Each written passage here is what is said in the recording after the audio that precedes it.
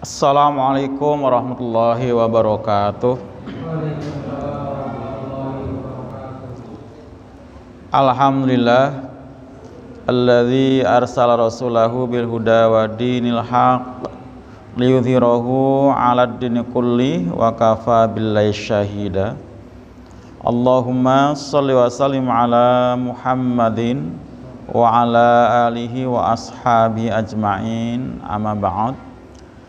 Para ikhwan, akhwat, muslimin muslimat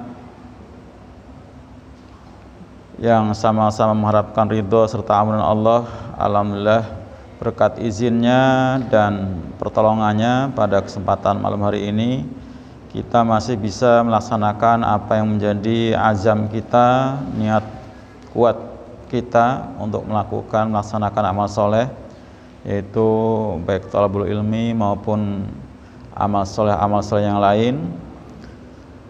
Kita yakin bahwa ini semua terjadi lantaran pertolongan Allah, karena tanpa pertolongan Allah kita ini lemah. Tanpa kekuatan Allah kita ini nggak berdaya, dan tanpa bantuan dari Allah kita juga tidak bisa berbuat apa-apa. Para ikhwan akhwat sekalian, dengan pertolongan Allah juga kita pada kesempatan ini bisa melanjutkan ya insyaallah kajian kita kitab Riyadhus Shalihin, yaitu di bab tentang babul jam'i bainal khaufi war roja, ya, bab menggabungkan antara khauf dan roja. Dan ini sudah kita telaah. Sekarang tinggal giranya, yaitu hadis yang nomor 2, ya, insyaallah tinggal 2 hadis ya, hadis nomor 2 dan nomor 3. Mudah-mudahan bisa kita tuntaskan, syukur-syukur bisa apa Pak? Bisa kita lanjutkan ke bab berikutnya ya. Tadi diawali kajian kita dengan baca Quran, yaitu ayat suci Al-Quran surat Al-Munafikun ayat 9 hingga 11 ya, yang ayat-ayatnya sudah tidak asing lagi, sudah kita hafal dan kita sudah tahu artinya. Nah, tinggal kita mengamalkannya ini. Baik para ikhwan akhwat, langsung saja ke materi hadisnya. Nomor 2, udah ketemu semua ya? Hadis nomor 2 ya, halaman 214 ya, yang kitabnya sama saya. Wa an Abi Sa'id Al-Khudri, dan dari Abi Sa'id Al-Khudri radhiyallahu anhu, semoga Allah meridhoinya, anna Rasulullah, bahwasanya Rasulullah sallallahu alaihi wasallam qol, beliau bersabda, idza wudi'at, apabila diletakkan al-janazatu, jenazah ya, jenazah itu berarti orang mati ya, orang yang telah mati. Wahtamalaha, dan telah memikulnya ar-rijalu, beberapa orang laki-laki. Jadi yang mikul memang harus orang laki-laki, kecuali kalau memang nggak ada orang laki ya, kampungnya isinya perempuan semua. Ala a'naqihim, di atas pundak-pundak mereka ya. Unukun jamaknya a'naq, jamak taksir. Berarti ini gambarannya adalah jenazah itu dipikul, diusung ya. Karena memang ini pada zaman Nabi memang maksudnya ya bisa juga pakai keranda, tapi kan tetap dipikul. Artinya nggak pakai apa? Nggak pakai mobil gitu ya. Nggak pakai mobil kayak sekarang pakai ambulan, tidak. Tapi tetap walaupun pakai mobil tetap digotong juga kan, karena jenazah nggak bisa masuk mobil sendiri ya. Misalnya.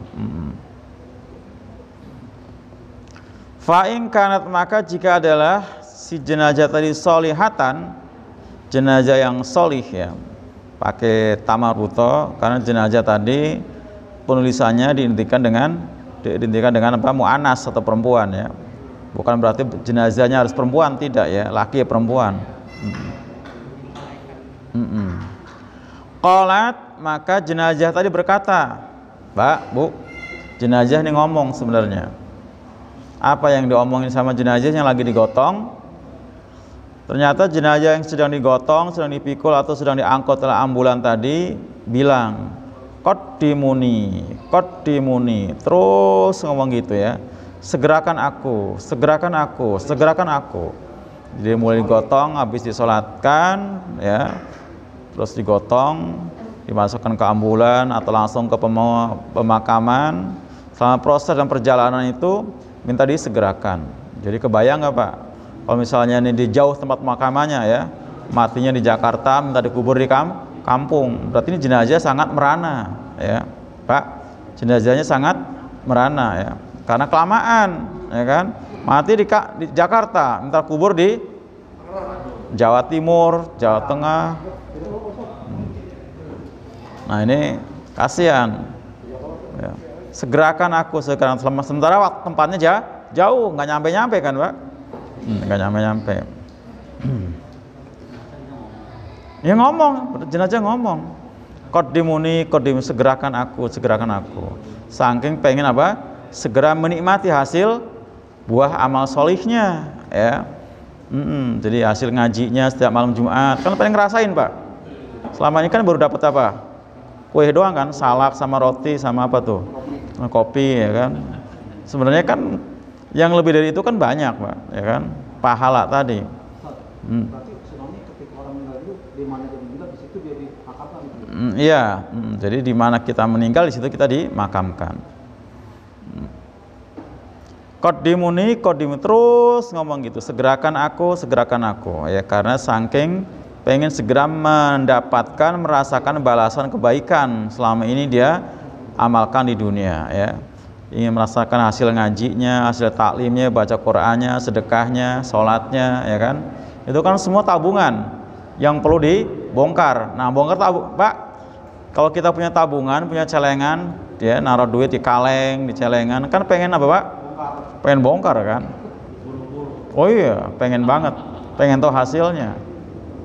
Nah itu tabungannya baru duit di kaleng. Loh ini Pak, pahala yang luar biasa, yang luar biasa. Jadi pengen segera dinikmati. Ya, nah sebaliknya nanti. Wa in kanat ghairu sholihatin. Nah ini pertanyaan Bang Rimen nih. Bagaimana nih tadi ya bahasanya? Nggak perlu diulang pertanyaannya ya. Nggak enak didengar soal itu. Dan jika adalah ghairu sholihatin, tidak soleh gitu ya. Nggak soleh itu termasuk orang Islam juga. Orang Islam tapi nggak soleh, apalagi bukan. Nah kan gitu ya. Ghairu sholihatin, tidak soleh ya. Islamnya Islam yang fasik, Islam yang munafik gitu kan. Qalat, bilang jenazah, ya weladuh, alangkah celakanya. Begitu, celaka, alangkah celakanya. Wahai celaka begitu aja. Aina tadhabun biha, kemana kalian akan bawa tuh ya jenazah. Jadi bertanyakan, bukan pertanyaan nggak ngerti, tahu ya, bakal dikubur di sana, bakal dimintai akan ditanya ya, akan ditanya-tanya oleh melangkar mangkir ya, dan seterusnya. Di alam kubur pun ada suatu alam di mana untuk orang-orang yang solih akan menikmati hidup di alam kubur, akan buah hasil amal solehnya, dan sebaliknya. Ada siksa kubur buat orang-orang yang muslim juga, kalau muslim yang fasik munafik ya. Bahkan digambarkan di surat Mumtahanah tuh putus asa Pak di alam kubur itu ya, putus asa. Yasma'u, mendengar sautaha ya, mendengar suaranya, suara jenazah yang mengatakan qaddimuni ya Pak. Jadi jenazahnya walaupun orang Betawi nanti bisa ngomong Arab tuh Pak. Qaddimuni ya kan. Orang Jawa yang nggak bisa ngomong Arab pun bisa ngomong Arab. Qaddimuni ya. Ini kan bahasa Arab ini kan, ya kan? Nah itu, segerakan aku, atau celakalah ya, celakalah. Alangkah celakanya dia, mau dibawa kemana itu, gitu ya. Nah, semua mendengar. Yasma'u sauta kullu say'in, akan mendengar suaranya, suara yang mengatakan apa, segerakan aku, yang mengatakan celaka tadi ya, tergantung jenis jenazahnya. Segala sesuatu dengar, illal insan, kecuali manusia. Jadi kucing dengar, ayam dengar, anjing dengar ya, semut, kecoa tahu, ya kan, pohon-pohonan, batu, ya, kayu semua dengar, kecuali manusia, ya, subhanallah tuh ya. Ya. Nah, walau sami'ahu, dan sekiranya dia mendengarnya, nah soiko tadi, bocoran tadi dari Bang itu ya. Dia akan apa? Soiko, pingsan, ya, pingsan, saking apa Pak? Ngerinya ya. Rawahul Bukhari, hadis riwayat Imam Bukhari, pingsan. Jadi pingsan. Jadi dengan tidak dengarnya kita berarti merupakan apa Pak? Ya rahmat, nikmat. Kebayang nggak kalau kita dengar? Bisa nggak ada yang mau mikul jenazah itu Pak? Loh ya kan? Loh ya kan? Kalau sekarang kan rebutan orang mikul ya kan? Pada mau semua. Ya? Di rumah belum, begitu digotong tadi kan? Begitu diletakkan di pundak ala apa? Ihtamalahar rijalu ala anakihim, ya, telah meletakkan, ya, atau memikulnya beberapa laki-laki di atas pundaknya. Ya, maksudnya digotong, dipikul ya. Itu. Nah, baru itu. Jadi ketika di rumah ya belum berarti kan. Ketika digotong. Jadi ketika Allah berikan pada kita apa tadi? Rahmat berupa tidak mendengarnya, yang ini yang membuat kita apa? Jadi berebutan untuk beramal solih ya, untuk menggotongnya. Gotongnya doang rebutan, begitu masuk kubur aja. Mereka mau kan Pak? Mereka mau. Nah, jadi ada dua macam jenis apa? Jenis jenazah. Tadi ada jenazah yang solihah, ada yang ghairu solihah. Ada yang baik, ada yang tidak baik. Nasibnya pun sama, nanti ada dua macam. Ada yang baik, bagus, berbahagia nanti di alam kuburnya, dan seterusnya sampai ke akhirat juga. Ada yang naas di alam kuburnya ya, karena di situ buat orang-orang yang durjana akan mengalami siksa kubur ya, siksa kubur. Makanya sejak dari awal Rasulullah SAW sangat menekankan, bahkan ada ulama yang mewajibkan ya, itu untuk membaca doa berlindung dari apa? Siksa kubur sebelum salam. Allahumma inni a'udzubika min adzabi jahannam wa min adzabil qabri wa min fitnatil mahya wal mamati wa min fitnatil masidat dajjal. Ini yang kalau kata Nasir Albani wajib dibaca. Kalau kata Adi Hidayat penting banget dibaca, sampai kalau kita belum hafal pun paling tidak dengan bahasa Indonesia tapi dalam hati ya Pak. Kalau misalnya belum hafal bahasa Arabnya ya, ini kan 4 poin.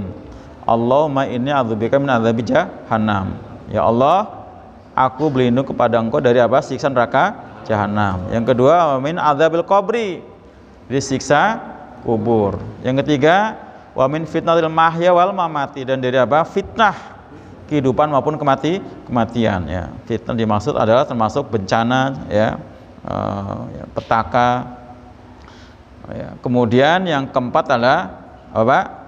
Wa min syarri masjid dajjal, dari keburukan langkah-langkah dajjal ya, keburukan langkah-langkah dajjal. Langkah-langkah dajjal adalah berbagai macam, utamanya adalah Bapak macam-macam penipuan. Jadi praktek-praktek kebohongan yang hari ini sudah luar biasa, sangat masif ya, utamanya di medsos berupa apa? Berita-berita hoax, itu termasuk bagian dari langkah-langkah dajjal.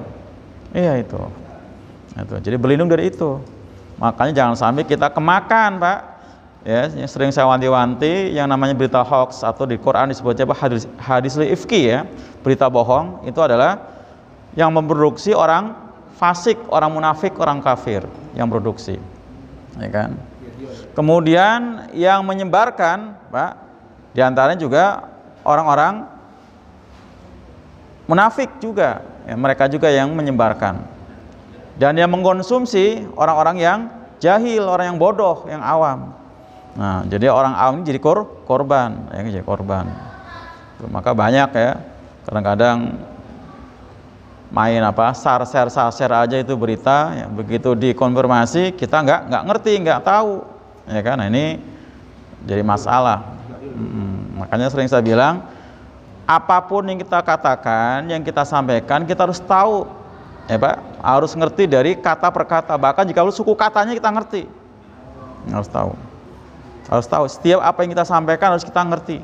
Nah, tapi juga bukan berarti kita harus menyampaikan apa yang kita ngerti, Pak, Ibu. Juga bukan berarti harus menyampaikan apa yang kita tahu, nggak harus seperti itu. Ya, kita memang harus menyampaikan, harus mengerti dari setiap kata yang kita sampaikan, kita katakan. Tapi juga jangan setiap yang kita tahu kita sampaikan. Ya, nggak seperti itu, ya kan? Ibaratnya apa? Ini teko, ya. Nah, ini gelas. Nah, ketika kita mengisi gelas di teko, ya kita cukup segelas aja. Jangan semua isi tekonya di. Nah, iya, itu tumpah-tumpah, ya kan? Nggak perlu seperti itu. Jadi nggak harus yang kita ngerti harus disampaikan, tidak, ya kan? Ya, ada porsinya, ya. Kita bicara dengan siapa, harus apa yang kita sampaikan, ya, dan sebagainya, ini penting, ya. Jadi jangan main apa-apa, karena saking gampangnya nge-share di medsos itu, ya, seolah kayaknya tanpa tanggung jawab. Ada pertanggungjawaban, ada, ya kan, pertanggungjawaban. Nah, usahakan ada, bila itu sumbernya adalah sumber yang tidak jelas, kita perlu cross check, ya, tabayun, seperti itu, ya kan. Dan kita pahami betul, dan usahakan kita sudah melaksanakan dan mengamalkan, ya. Jadi ngamalin aja enggak, nge-share, ya kan. Ini nggak boleh. Nah, jadi ini tadi, ya, dari hadis ini pesannya terkait dengan masalah khauf dan roja adalah dimana dengan Rasulullah memberitahu kepada kita tentang apa tadi, keadaan mayit yang apa, Pak, yang solihah, berarti supaya kita timbul apa, ya, roja, ya, semangat optimis. Jadi jangan dibayangi jenazah itu bakal kesulitan, bakal kesusahan, ya. Apalagi dibayangin ketika kita memakamkan di alam kubur, di kuburan kayaknya bakal gelap, ya, nggak ada lampu kan, Pak, itu nggak ada lentera, nggak ada lilin, nggak ada listrik, kasihan, ya, gelap dia sendirian gitu. Nah, ya, alamnya udah beda, memang kayak alamnya bukan dunia lagi, ya, alam barzah itu. Di sana nggak perlu apa, nggak perlu lampu listrik ini, Pak, nggak perlu. Yang menerangi itu bukan lampu listrik, tapi apa, iman, ya kan? Kalau punya iman bakal tercerahkan, terang benderang, ya kan. Kalau punya iman bakal kuburannya apa, jembar, luas, ya. Jadi bayangin, sempit, kasihan, ya, kebayang tadi waktu dunia punya villa, punya istana, ya kan, kok begitu mati cuma segitu, ya, itu. Jadi alamnya udah beda, ya. Jadi kalau yang kita bawa adalah amal solih, nah, kita sebagai jenazah yang solihah, maka justru kita apa, Pak, pengen segera dimakamkan, ya, karena ingin segera mendapatkan apa, hasilnya. Nah, itu, ya. Nah, sebaliknya buat orang-orang yang fujur, yang fasik, yang munafik, yang kafir, maka ini dengan hadis ini berarti kita supaya timbul rasa apa, khauf, ya. Karena mereka juga ketakutan, tadi mau dibawa kemana itu, gitu kan, celaka, seperti itu kan. Nah, sampai gambarannya kalau seandainya kita, kata Nabi, dengar apa yang mereka ucapkan, kita bakal pingsan. Inilah poinnya. Jadi kita di sini berarti harus ada rasa khauf, ya, rasa khauf. Dan memang mereka bakal putus asa nanti ketika di alam kuburnya, ya. Digambarkan, Pak, di dalam surah Al-Mumtahanah, coba, ya, ayat yang terakhir, ya, buka Qur'annya, kita baca bersama. Al-Mumtahanah,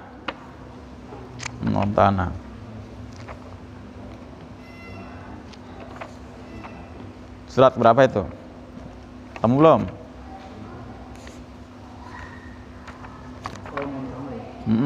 Surat ke-60.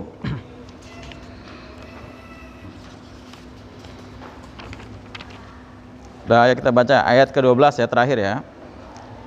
Siap? Udah ketemu, Bang?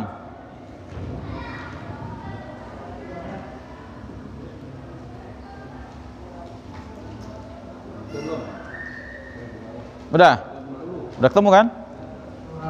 surat 60 ayat ke 13 ya, terakhir 13 ya. 13 kan? 13 ya. 13.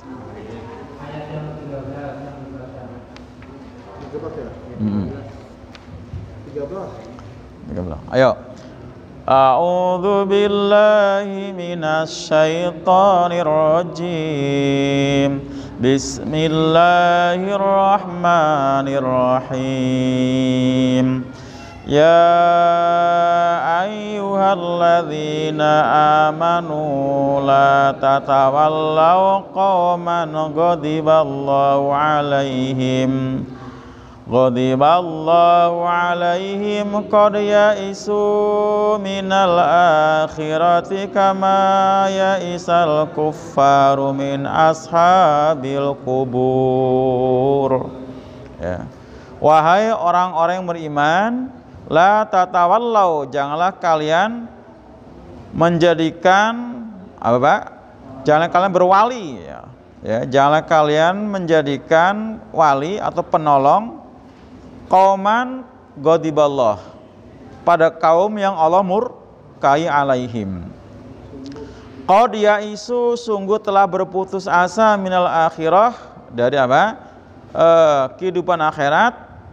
Kama ya'isa, sebagaimana telah putus asanya al-kuffaru, orang-orang kafir, min ashabil kubur, ya, yang ada di dalam kubur.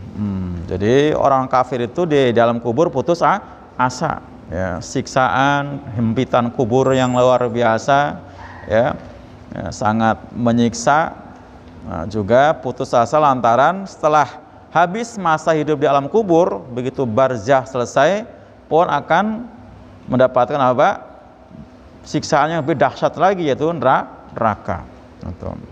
Jadi artinya dari ayat ini dan doa tadi yang kita baca sebelum salam, artinya bahwa siksa kubur itu ada, ya, siksa kubur itu ada. Dan salah satu pemicunya kata Nabi adalah apa Pak?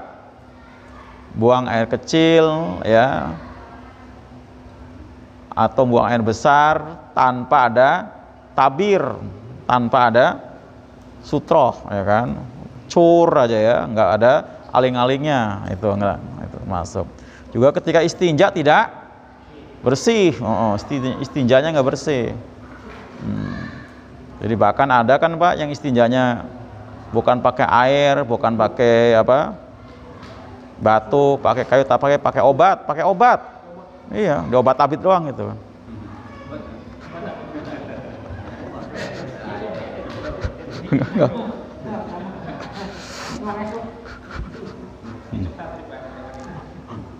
Iya, kalau pakai tisu masih benar, tapi kalau pakai obat nggak benar. Orang cuma kalau ada obat abit malah kan ngepret kemana-mana Bang Ade. Baru paham Bang Ade itu ya. Itu ya. Nah itu termasuk salah satu apa? Menjadi penyebab siksa kubur itu ya. Jadi yang mereka istinja ketika buang air kecil, tadi tidak bersih ya istinjanya. Nah itu. Nah, doa ya. Jadi jangan sampai kita udah berdoa dengan apa tadi doanya? Allahumma inni a'udzubika min adzabi jahannam wa min adzabil qabri wa min fitnatil mahya wal mamati wa min syarri fitnatil masjid dajjal. Ini buat kita wajibkan untuk diri sendiri kita. Ya harus dibaca, sebelum salam berarti ya, sebelum salam. Jadi setelah fil alamina innaka hamidum majid, nah kita berdoa itu. Dan doa-doa yang lain banyak pilihannya ya. Selain itu yang utama ya juga ada yang lain. Allahumma hasibni sabayasiro, ya Allah hisablah aku dengan hisaban yang mudah. Ada itu juga doanya seperti itu. Allahumma inni zalamtu nafsi zulman katsira wa la yaghfiru dzunuba illa anta faghfirli maghfiratan mindik warhamni innaka antal ghafurur rahim. Itu juga doa-doa sebelum salam ya. Jadi kita bahkan nanti di bab zikir doa nanti ada doa yang lebih panjang lagi ya. Silakan kalau enggak Bapak, kalau apa namanya penasaran, boleh dibuka nanti jilid yang kedua ya, ada itu doa sebelum salam.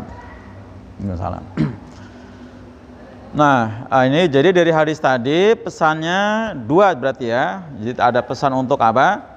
meningkatkan rasa roja, optimis, juga ada khauf ya, khauf dengan mengambil ibrah tentang keadaan dua jenazah tadi, jenazah yang soleh dan ghairu solihah gitu ya.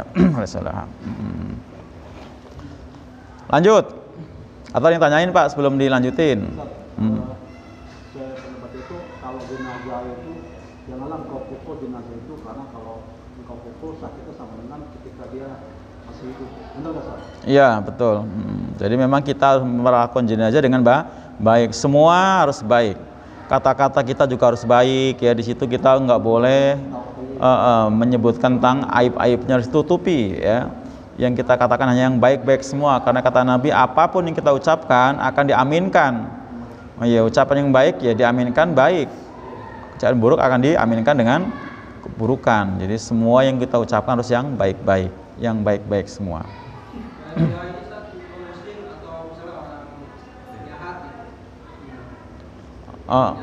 Dia muslim atau non muslim? Tetap kita tidak boleh apa. Nah, kalau dia non muslim, kita kan sebenarnya nggak ada kewajiban ya untuk ngurus ya, tidak ada, karena hak muslim kan ketika dia muslim.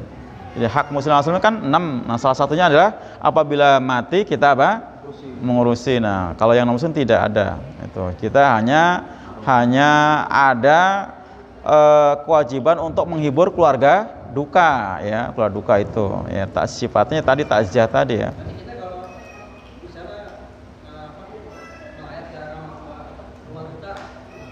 Nggak apa-apa kan, jadi tapi nggak ada hubungannya dengan apa ritual-ritual yang dilakukan ke agama mereka, tidak. Jadi hanya kita menghibur orang yang ditinggal mati saja, menghibur saja. Jadi nggak ada doa, nggak ada ritual apapun, nggak. Ya nggak apa-apa. Nggak apa. Ya. Ya muslim kan sudah ada etikanya sendiri. Kita nggak boleh kata Nabi, bawakan makan buat keluarga Ja'far, berarti kita harus datang bawa apa? Nah, kalau dia jelas-jelas fasik, yang jelas kita tidak boleh menyolatkan. Itu saja kan. Quran surat apa? At-Taubah ayat 84. Ya, kalau jelas-jelas fasik kita ya tidak boleh menyolatkan. Artinya yang tetap karena dia muslim ada hak untuk diurus secara Islam ya kan, baik memandikannya, mengkafaninya maupun menguburkannya, hak muslim. Nah, berarti itu kewajiban buat si keluarganya, keluarga. Makanya. Nah, kalau kita yang bukan keluarga yang nggak ada tidak ada kewajiban ya untuk, apalagi tadi menyolatkan ya kan, jelas ya, atau 84.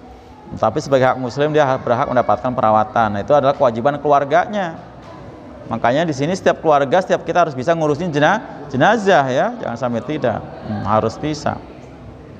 Karena tadi jenazah nggak bisa ngurus diri sendiri. Oh ya, nggak bisa ngurus diri sendiri. Berarti boleh ya kalau ketika orang non muslim meninggal kita datang ke rumah duka gitu. Ya untuk menghibur orang yang sebagai apalagi dia misalnya tetangga ya kan, ada hak tetangga kan, hak tetangga itu, saudara hak famili, bukan hak muslim, bukan ya. Kalau dia saudara hak famili, tetangga hak tetangga ya kan, gitu. Jadi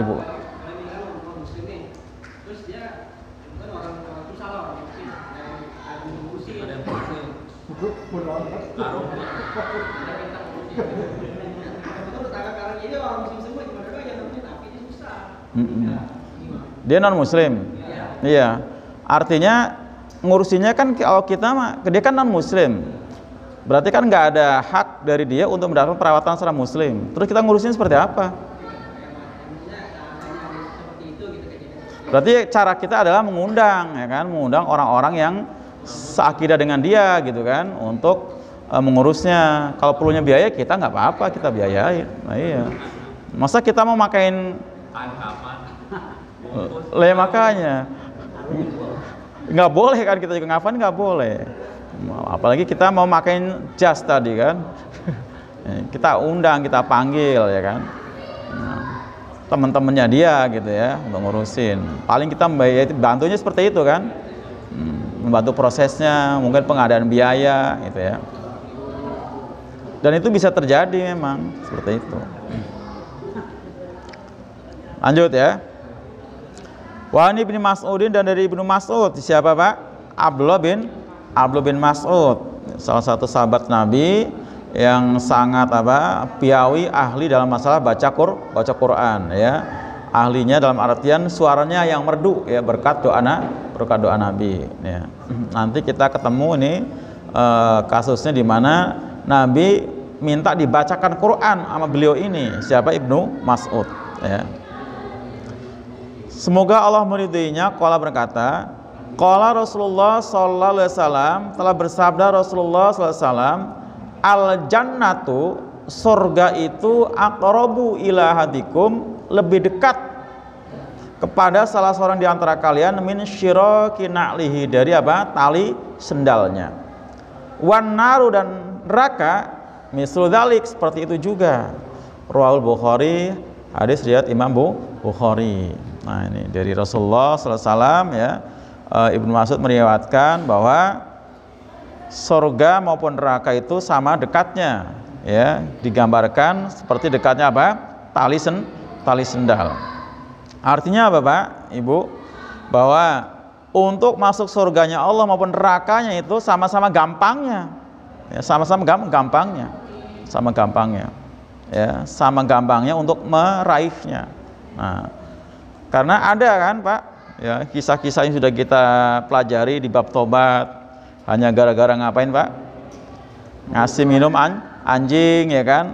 Ya, masuk surga seperti itu kan. Tapi ada ya kan? Orang yang sudah beramal sudah luar biasa, bahkan sempat sempat untuk berjihad di jalan Allah, tapi ternyata masuk neraka. Gara-gara dia bunuh diri di ujung hayatnya. Nah, itu. Ya, nggak sabaran tadi ya, nggak sabaran. Nah, di sini artinya bukan berarti juga karena saking mudahnya untuk masuk surga Allah kita gampangin juga tidak ya, atau juga karena saking mudahnya masuk neraka juga kemudian jadi kita menyepelekan juga menyepelekan tidak ya. Kita semua harus hati-hati. Hati itu adalah takwa, berarti harus takwa. Nah, hati-hati itu jaga-jaga ya kan, jaga-jaga. Jangan sampai pas ya, akhir dari penghujung hidup kita kemudian kita melakukan amalan-amalan ahli neraka ya kan, padahal dari 0 tahun misalnya sampai jelang hayat kita beramal solih, tapi gara-gara kita melakukan perbuatan amalan-amalan ahli neraka kita bisa masuk neraka. Nah, itulah yang harus kita jaga terus, itulah takwa, hati-hati. Jadi jangan merasa begini, masih muda ini, masih gagah ini ya. Kalau masih gagah kan biasanya orang mati kan kalau udah sakit-sakitan gitu kan. Nah, padahal mati bukan karena sakit juga gitu ya. Atau masih muda ini seolah masih panjang umurnya, padahal juga belum tentu. Ya, karena mati bukan karena tua juga ya. Apalagi sekarang ya, lagi tren mati mati rame-rame, mati kolektif. Pesawat jatuh udah berapa orang gitu kan. Longsor, banjir, belum sekarang hampir setiap hari orang ya wafat ya dengan wabah Covid ini kan luar biasa Pak ya, sampai Tegal Alur aja sudah nggak muat itu ya, nggak muat. Setiap hari 60 makanya, tapi nggak usah daftar nggak apa-apa. Nggak usah daftar Tegal Alur. Jadi malaikat maut ketika datang itu kepada orang beriman salam. Iya, salam betul ya kan, salam. Dan mencampur dengan lemah lembut ya. Beda dengan orang kafir yang digambarkan di Quran dipukul muka dan punggungnya, dipukul muka dan punggungnya sambil dipaksa keluar kamu nyawa. Seperti itu, naudzubillahi min dzalik. Dipaksa. Nah, dari hadis ini para ikhwan akhwat semua juga sama ya dengan hadis yang tadi, ada 2 pesan supaya supaya tumbuh rasa rojak kita, optimis kita, karena surga ternyata lebih dekat daripada tali sendal kita. Berarti artinya kalaupun kita tidak bisa melakukan Pak hal-hal yang berat, yang kebayang pahalanya gede, contohnya apa Pak? Ya, haji. Nah, haji itu kan kayak ini pahala luar biasa karena memang perjuangannya juga luar biasa. Pengorbanannya, harta, apalagi jiwa, waktu, ya ilmu, ya kan. Nah, tapi kalaupun kita Pak, Ibu nggak sanggup ya melakukan perbuatan seperti itu karena keterbatasan biaya dan lain sebagainya, jangan pesimis. Nyatanya bisa kok kita meraih pahala haji tanpa kita haji, pahala haji, ya kan? Pahala haji. Yaitu dengan apa? Sholat subuh berjamaah ke masjid, wudhu di rumah. Terus jangan langsung pulang, zikir, baca Quran sampai waktu syuruk.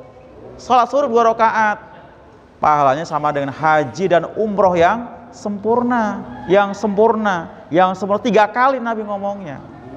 Maaf, padahal haji pun yang haji belum tentu sempurna kan Pak? Ini mah, loh iya, ke masjid saat subuh berjamaah, ya kan? Bisa dapat pahala haji. Jadi arti betul bahwa untuk meraih surganya Allah itu bisa dengan cara yang sangat sederhana. Cukup dengan datang ke masjid salat subuh berjamaah. Seperti itu. Tapi juga Pak, jangan gampangin, ya kan? Mentang-mentang tadi apa? Merasa umurnya masih panjang, masih muda, sampai akhirnya berturut-turut 3 subuh nggak berjamaah ke masjid. Pak, Ibu, buat bapak-bapak ini bukan ibu ya. Kalau sampai 3 subuh nggak ke masjid berjamaah, itu sudah terjangkit penyakit nifak. Penyakit nifak itu penyakit munafik. Ya kalau di Quran itu Pak, munafik, fasik, kafir sama, masuk nerakanya bareng-bareng ke neraka jahanam. Nah itu.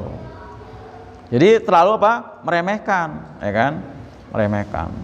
Karena meremehkan ya tadi nggak ada perjuangan, tidurnya larut malam, ya kan? Sehingga subuhnya kesiangan. Lah udah kesiangan boro-boro ke masjid kan? Loh iya.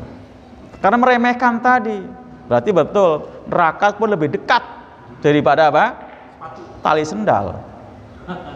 Lah iya tadi, tali sendal kan lebih dekat. Akrobu lebih dekat. Naklun itu sendal bukan sepatu.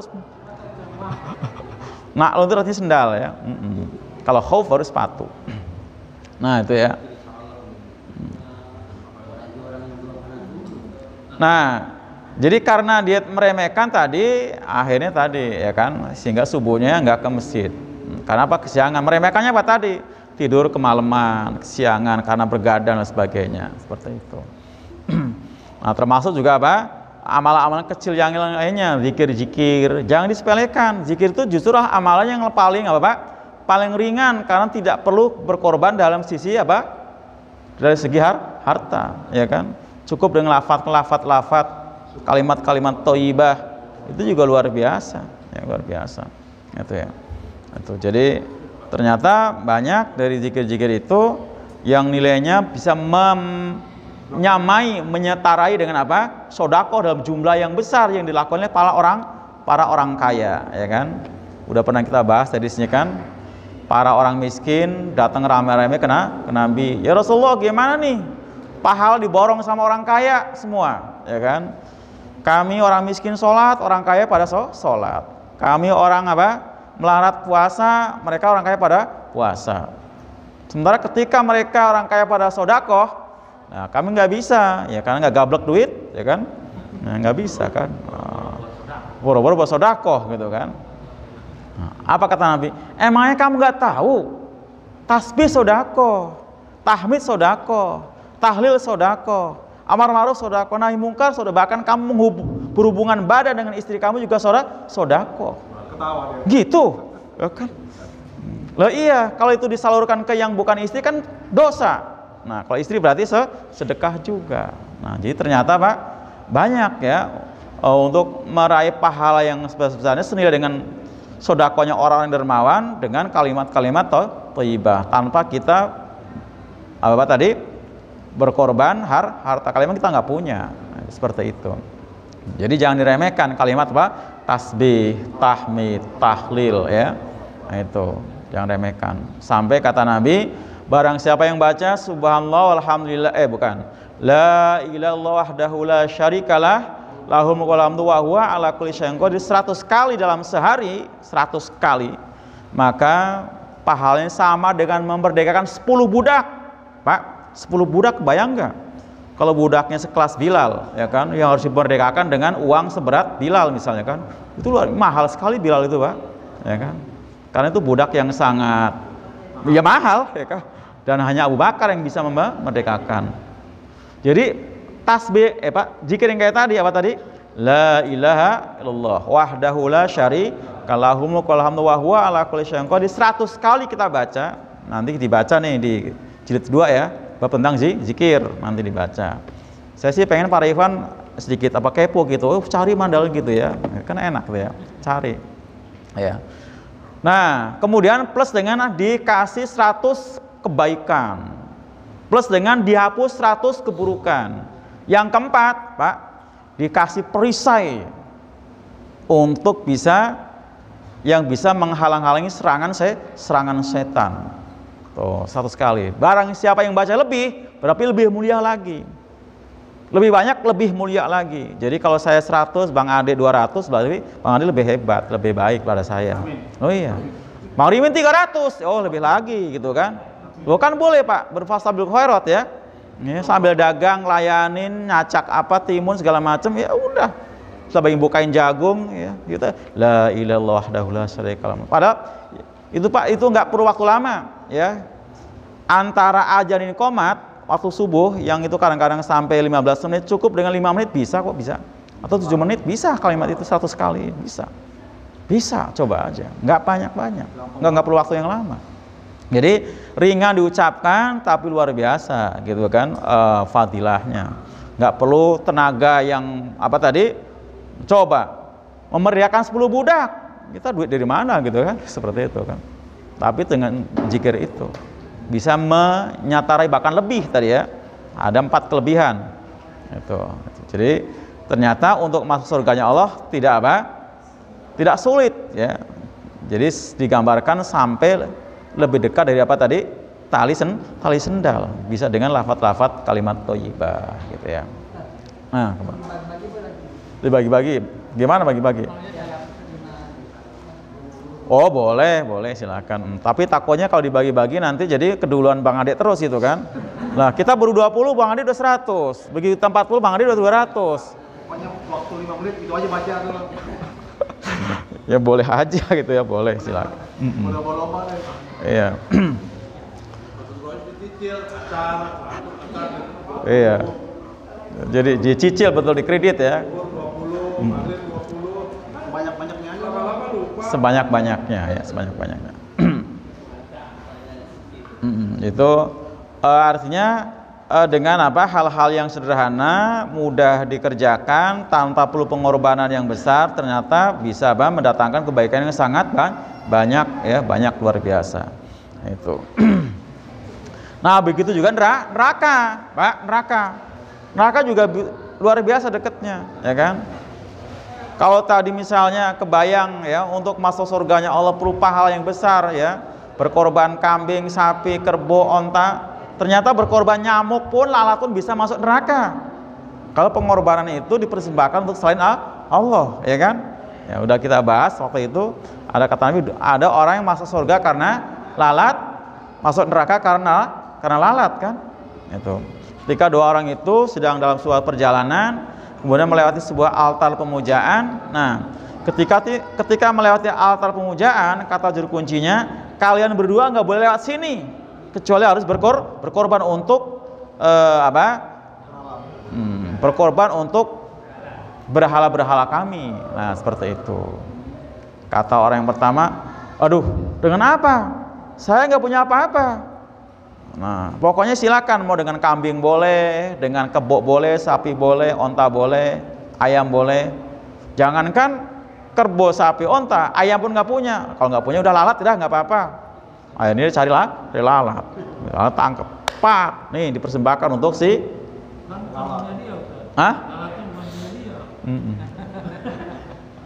nanti tangkap, dipersembahkan untuk apa? berhala-berhala mereka, ya Tuhan-Tuhan yang mereka puja. Nah, ini dia aman karena taruhannya kalau dia nggak memberikan pengorbanan, berkorban untuk apa? Berhala, dia harus mati. Harus mati. Nah, dia selamat ya kan. Nah, tinggal yang kedua, disuruh berkorban ya. Bukan lantaran nggak punya apa-apa, memang dia tidak mau korban walaupun dengan seekor lalat. Ya, kalau makanya kata si juru kuncinya, udah cari kayak lalat atau nyamuk atau apapun, ya kecoa pun bisa gitu ya. Tapi ternyata dia nggak mau. Saya tidak mau berkorban kecuali hanya untuk Allah Subhanahu wa Ta'ala. Akhirnya dia dibunuh dia dan mati. Nah, mati. Tapi ternyata dia dengan matinya dia karena berhatannya akidah, ya menurut akidah, jadi dia masuk surga. Tapi yang kedua, yang pertama tadi, Pak, dia masuk neraka karena melakukan kemusyrikan. Nah, berhala tadi. Jadi mudah sekali kan, hanya dengan seekor lalat orang bisa masuk neraka. Yang pertama kali itu kan bisa istighfar atau tobat ya? Ya kalau tobat bisa tobat, baca syahadat lagi ya. Tapi Nabi menyatakan dia masuk neraka, berarti kan nggak tobat ya kan? Iya, nggak tobat. Ya, seperti itu ya.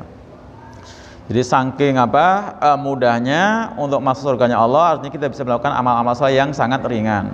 Kalau kita tidak mampu yang berat. Dan begitu juga untuk masuk nerakanya Allah. Orang bisa masuk neraka gara-gara perkara yang ringan, ya kan? Seperti itu. Tapi makanya kita jangan meremehkan perbuatan jahat, perbuatan maksiat sekalipun itu kecil. Ya, karena ngerinya ketika maksiat di waktu itu kemudian Allah cabut nyawa kita. Naudzubillah kan suul khotimah ya kan? Suul khotimah. Padahal dari mulai balik sampai jelang akhir hayat dia berbuat baik ya kan, termasuk jihad perang fisabilillah ya kan. Seperti itu. Iya, walaupun kecil. Oh iya, termasuk pokoknya. Termasuk ya kan. Jadi iya, pokoknya ya sebisa mungkin ya, itu namanya takwa hati-hati. Jangan meremehkan perbuatan salah walaupun kecil. Jangan begini, gampang itu nanti kita istighfar aja gitu kan. Nah, gampangin itu yang bahaya. Takutnya pas belum sempat istighfar udah itu. Waktu sholat isya mah lama, jam 11 juga masih bisa. Ya Bu ya? Bu? Sholat isya mah gampang, nanti jam 12 masih ada waktu, ya kan? Masih nonton aja. Keduluan sama malaikat Israil. Nah, belum sholat isya, ya kan? Lah iya kan? Jangan gampangin, ya kan? Jangan gampangin. Emang yakin umur kita bakal sampai jam 11 malam? Enggak kan? Loh ya enggak, ya kan? Itu. Isyanya betul panjang, tapi umur kita belum tentu sepanjang itu kan? Nah, seperti itu. Dia kerjakan saja itu. Langsung. Makan sama Nabi dikasih apa? Fadilah kan. Salat yang utama adalah salat di awal waktu ya, seperti itu. Jadi banyak hal ya yang harus kita perhatikan terkait dengan masalah khauf dan roja ini.